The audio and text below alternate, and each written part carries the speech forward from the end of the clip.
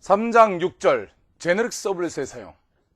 네, 6절 들어가기 전에 우리가 잠깐 인터페이스가 뭔지 좀 정의를 좀 하고 갈게요. 인터페이스란 뭡니까? 호출자와 피호출자, 즉 호출을 당하는 자 사이에 호출 규칙을 얘기합니다. 그러니까 호출자가 피호출자에 대해서 호출하는 메소드를 정의한 것이 바로 인터페이스라는 사실이죠. 예전에 3장 4절에서 우리가 서블릿 만들 때 사용했던 서블릿 인터페이스 기억나죠? 그럼 그 서블릿 인터페이스, 그럼 얘도 분명히 호출자가 있을 거고 피호출자가 있을 거 아닙니까? 그럼 서블릿 인터페이스의 호출자는 누구고 피호출자는 누구냐 얘기죠. 호출자는 톰캣 서버예요. 3장 4절, 그죠? 다시 한번 돌아가 보세요. 그죠? 피호출자는 누굽니까? 당연히 여러분이 만든 자바 프로그램이죠.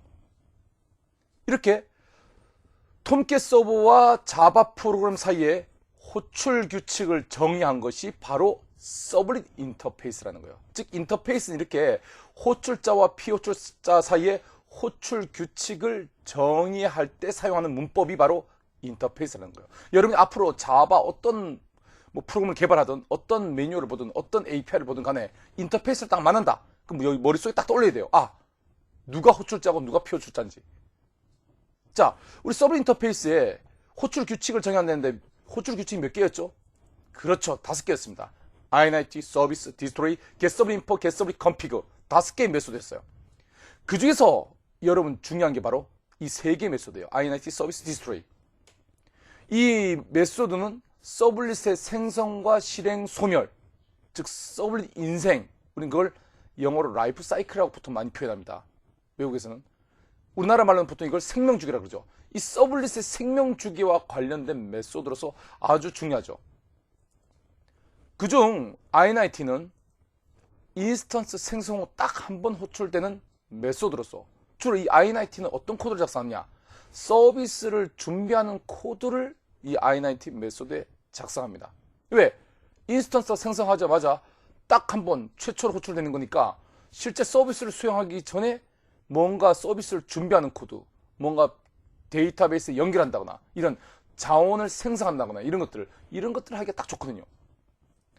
또 중요한 메소드 중에 하나가 디스트로이드인데 이 디스트로이는 뭡니까? 이름에서 벌써 냄새가 무시 풍기죠.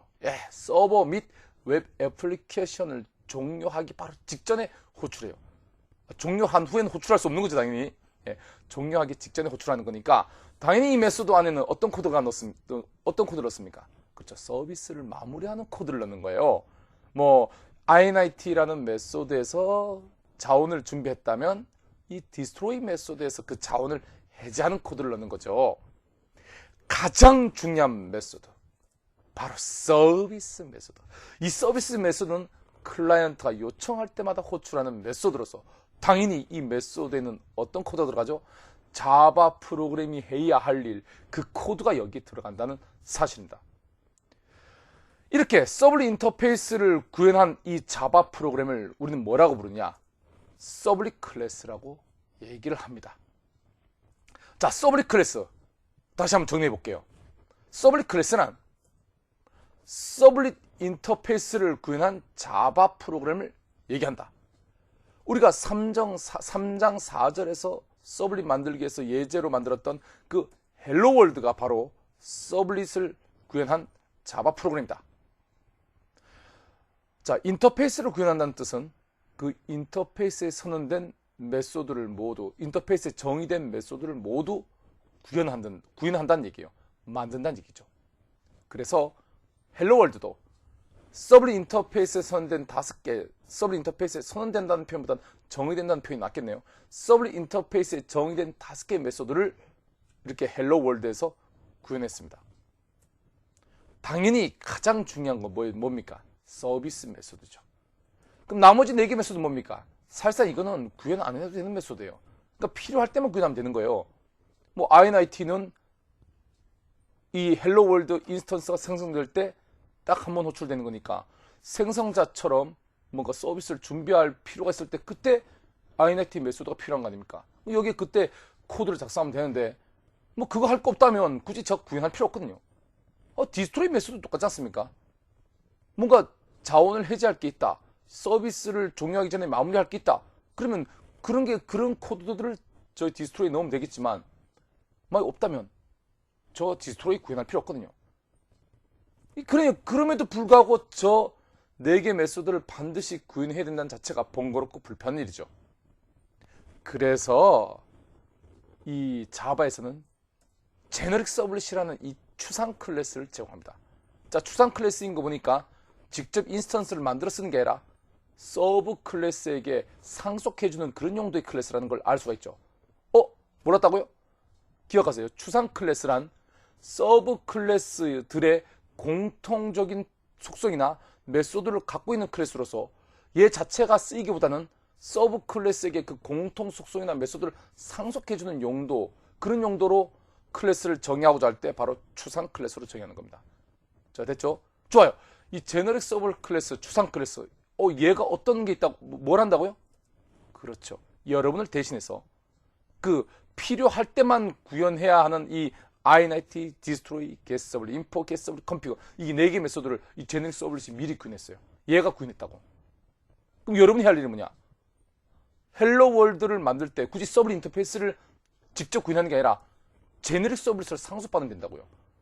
그 제너릭 서블릿을 상속받으면 당연히 저기 4개 메소드는 자동으로 상속받을 거고, 그럼 여러분이 할 일이 뭡니까? 나머지 하나의 메소드는 뭡니까? 서비스 이 메소드를 구현하기만 하면 된다는 얘기죠. 얼마나 편하겠습니까? 정말 편한지 우리가 실습을 통해서 확인해 보도록 하겠습니다. 그럼 3장 4절에서 만들었던 헬로 월드의 제너릭 서블릿을 정의해 보겠습니다. 자, 기존에 만들었던 헬로 월드를 그대로 복사해서 페이스트 붙여 들어가세요. 자, 헬로 월드 2라고 만드세요. 자, 그리고 이걸 띄워보세요. 오호라, 이게 뭐죠? 클래스 이름이 파일명과 다르다고 에러가 뜨는 거죠. 왜냐하면 퍼블릭 클래스인 경우는 파일명과 클래스 이름이 반드시 같아야 합니다. 강사님, 저희는 괜찮대요? 예, 괜찮은 분들은 뭐냐면 내비게이트에서 하지 않고 프로젝트 익스플로러나 패키지 익스플로러에서 복사 붙여넣기를 해서 그렇습니다. 자, 여러분, 내비게이트에서 복사 붙여넣기 하면 지금처럼 이렇게 클래스 이름이 파일명에 따라서 자동으로 바뀌잖아요. 따라서 자동으로 바뀌를 원한다면 내비게이터에서 하지 마시고 패키지 익스플로러나 프로젝트 익스플로러에서 하세요. 자, 그럼 우리는 다시 프로젝트 익스플로러로 가서 여기서 3장 4절에서 만들었던 헬로 월드를 복사해서 붙여놓고, 자, 헬로 월드 2, 그쵸? 가볼까요? 열어볼까요? 봐요. 파일명에 따라서 클래스 이름이 자동으로 바뀌죠. 자, 좋습니다. 다음. 자, 우리는 그전에는 서블릿 인터페이스를 직접 구현했다면 이제는 no, extends, 제너릭 서블릿을 상속받겠다는 거예요. 임포트 해야 되겠죠? 자, 임포트 하도록 하겠습니다. 자, 직접 상속받았기 때문에 4개의 선택적인 메소드는 이제 우린 구현하지 않겠습니다. 필요할 때 구현하겠습니다. 필요할 때 오버라이드 하면 될 거 아닙니까? 그죠? 자, 이렇게 해서 했고, 자, 컨트롤 시프트 영어로 O 키를 누르면 알파벳 O입니다. 키를 누르면 자, 패키지도 깔끔하게 정리되고요. 그럼에도 불구하고 경고가 뜨네요. 이것은 뭐냐면, 자, 이거는 제너릭 서블릿이 기존에 java.io.serializable 인터페이스를 구현해서 그렇습니다. 시리얼라이저블 인터페이스를 구현하는 클래스는 반드시 유니크 아이디를 갖도록 되어 있습니다. 만약 갖기 싫으면 여기 suppress warning 요걸 추가하도록 하시고, 만약 갖고 싶으면 디폴트 시리얼 버전 요걸 선택해서 추가하기 바랍니다. 자, 우리는 어떡합니까? 이거 집어넣겠습니다. 이 시리얼 버전 UID라는 것은 지금은 아니지만 나중에 이 서블릿에 관련된 인스턴스 변수 값을 바깥으로 내보낼 필요가 있을 때, 그럴 때 버전을 체크하는 용도로 쓰는 겁니다. 일종의 뭡니까? 파일 버전이라 볼 수 있죠. 즉 데이터 버전이죠. 아래 한글인 경우는 저장할 때 이 아래 한글이 어떤 에디터 몇 번째 2007 버전에서 아니면 2010 버전에서 저장했는지 그 버전 넘버가 들어가거든요. 그러면 그 아래 한글 파일을 읽어드리는 쪽에서는 그 자기가 갖고 있는 에디터와 이 파일을 만들 때 사용한 에디터 버전이 같은지를 따져가지고 그리고 읽어들을 수 있는지 없는지를 결정하게 되겠죠. 얘도 똑같단 말이죠. 이 시리얼 버전 UID를 가지고 이 헬로2에 있는 이 데이터를 만약에 바깥으로 내보낼 때 이런 쪽에서는 이 버전 아이디가 일치하냐 안 하느냐 이거에 따라서 읽어들을지 말지 결정하거든요. 이런 용도로 쓰는 건데 뭐 지금 여러분이 당장 이거는 알 필요 없고요. 나중에 시간 되면 제가 이걸 가지고 클러스터링 관련돼서 개념을 같이 설명하면서 이 시리얼 버전 UID에 대해서 또 한번 언급해 드리도록 하겠습니다. 자, 지금은 그냥 디폴트로 집어넣도록 하세요. 집어넣기 싫으면 어떡한다? 예, suppress warning이라는 여러분 그 애노테이션을 붙이시면 됩니다. 좋아요. 자, 이거 그대로 저장하세요. 자, 서블리스를 이렇게 클래스를 만들었다고 다 되는 게 아니랬죠. 그렇죠. web-inf 밑에 web.xml 여기에 그 서블릿에 대해서 여러분이 지금 만든 서블릿을 선호하시기 바랍니다. 먼저 여러분이 만든 hello2 서블릿은 hello2란 이름으로 이렇게 정의해 둘 거예요. 정의하셨으면 두 번째는 hello2를 실행하기 위해서는 어떤 URL로 요청이 들어와야 되는지 그 URL과 연결된 정보를 정의하도록 하겠습니다. 즉 hello2는 만약에 이렇게 하이랄까?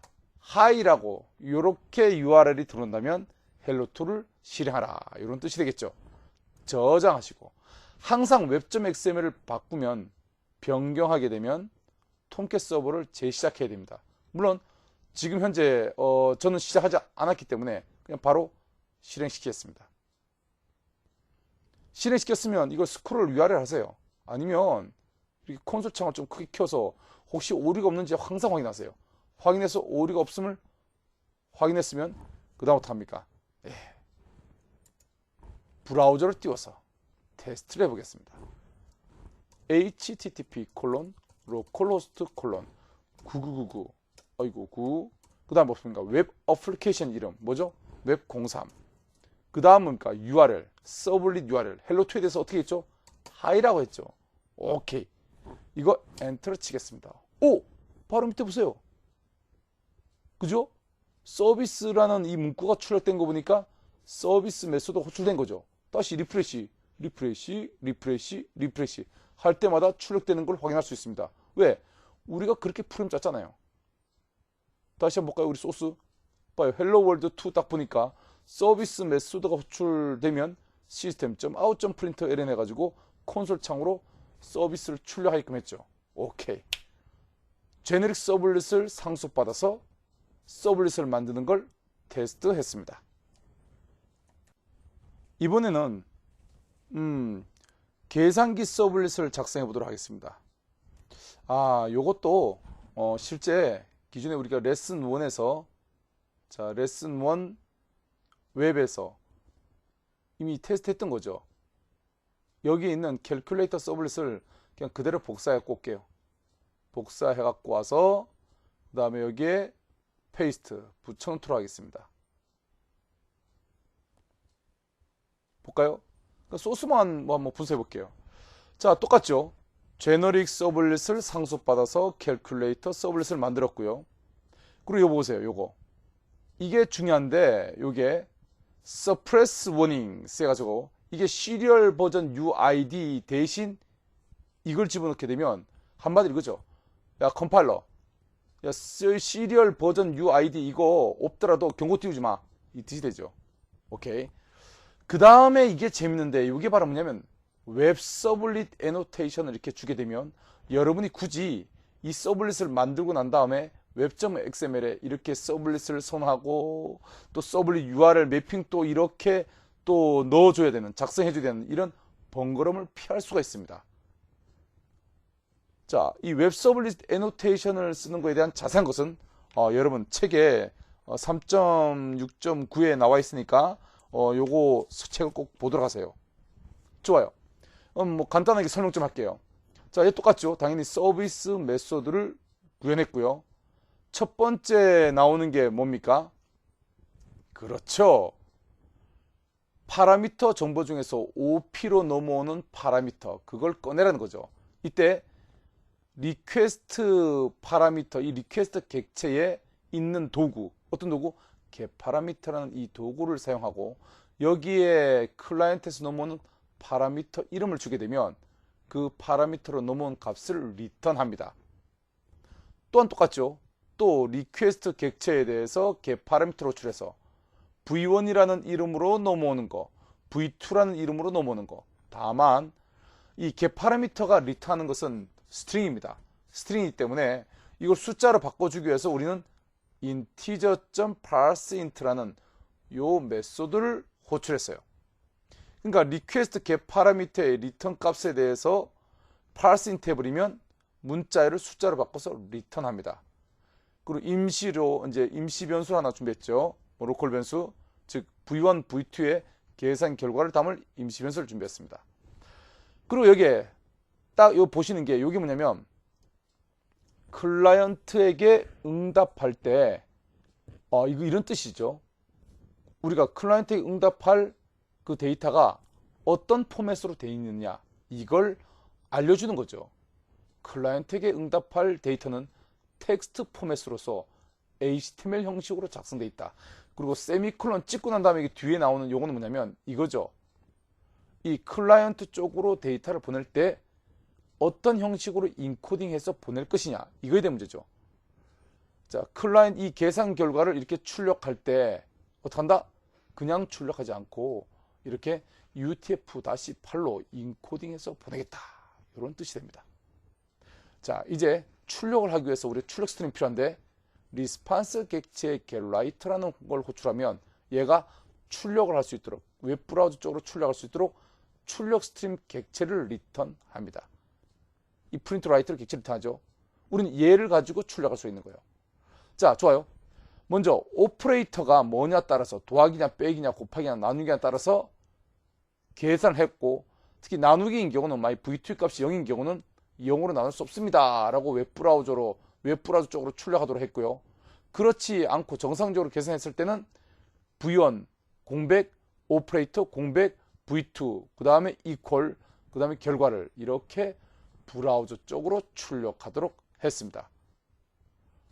그럼 여기 이 예제에서 제가 이제 설명을 해놨어요. 여러분 책에다가 서블 리퀘스트, 서블 리스판스에 대해서 또 set character encoding 또는 set contents 타입에 대해서 설명해놨으니까 이 책에 있는 설명을 같이 읽어보도록 하세요. 알겠습니까? 꼭 책을 보셔야 됩니다. 다시 말씀드리지만 이 동영상 강의는 책을 안 보고 진행하는 그런 동영상 강의 아니에요. 책에서 설명 못한 또는 책에 있는 내용을 이해하는데 필요한 어떤 개념적인 설명을 보조적으로 제가 여러분에게 전달하기 위해서 이 동영상 강의를 찍은 겁니다. 그러니까 책이 없이 동영상 강의만으로 한번 봐야지 이렇게 했다가는 여러분 수업을 나갈 수가 없으니까 꼭 여러분들이 책을 함께 공부하셔야 됩니다. 책을 보기 전에 이 내용을 먼저 들어도 되고 또는 책을 본 후에 제가 설명한 내용을 듣는다면 그것도 괜찮습니다. 뭐 순서를 바꿔도 상관없고 만약에 책을 보기 전에 먼저 설명을 들어야 하는 경우라면 제가 반드시 여러분에게 이건 이 장을 보기 전에 아니면 이 절을 보기 전에 먼저 이 설명을 듣기 바랍니다. 이렇게 제가 다 안내를 해드릴 겁니다. 좋아요. 이렇게 해서 요거 저장하시고 한번 테스트 해보도록 하겠습니다. 자, 이렇게 저장했으면 서버를 리스타트 하겠습니다. 이 플레이 버튼 누르면 자동으로 기존에 떠 있는 거 스탑 시키고 다시 재시작합니다. 웹브라우저 띄우고요. 자, 백문이 불여실행. 우리 지금 서블 이름을 모르셨죠? 칼시라고 줬습니다. 서블 URL을. 자, 그럼 브라우저에서도 요청할 때 어떻게 되냐? 칼시라 요청이 되겠죠. 칼시 하고 물음표하고 자, OP란 이름으로 한번 곱하기를 주고 and V1이란 이름으로 20 and V2란 이름으로 30을 주겠습니다. 한마디로 20 곱하기 30 하라는 거죠. 자, 엔터를 치겠습니다. 와우, 보세요. 20 곱하기 30, 600 정확하게 출력되는 걸 알 수 있습니다. 자, 이렇게 해서 3장 서블리 프로그래밍에 관련돼서 설명을 끝냈습니다.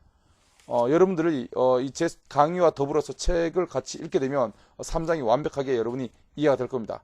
자, 수고하셨고 제 4장 드디어 서블릿 하면 당연히 데이터베이스를 다루는 거 아닙니까? 그죠? 데이터베이스를 다루는 데이터베이스와 연동해서 데이터를 집어넣고 꺼내는 이 부분 서블릿과 JDBC라는 주제 4장은 이제 다음 시간에 진행하도록 하겠습니다. 3장 수고하셨습니다.